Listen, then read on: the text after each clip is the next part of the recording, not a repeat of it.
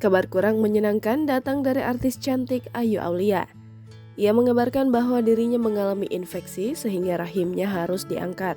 Hal itu, Ayu Aulia sampaikan lewat media sosial pribadinya. Dalam foto, ia mengunggah potret perut yang diperban dan berlumur darah.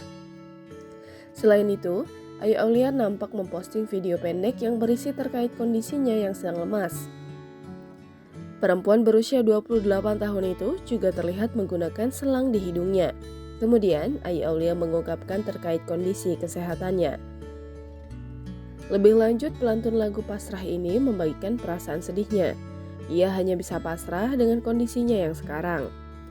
Terakhir, Ayu Aulia mengaku trauma karena sudah 2 kali gagal menikah. Sebelumnya, Ayu Aulia mengaku sakit parah dan harus dirawat di rumah sakit.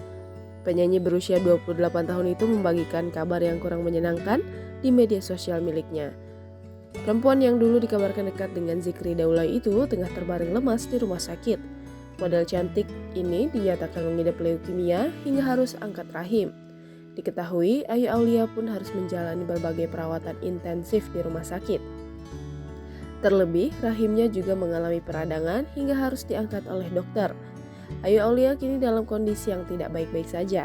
Ia menyebut bahwa ginjalnya juga memburuk.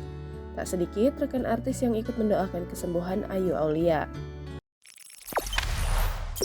Jangan lupa subscribe, share, komen, dan like ya!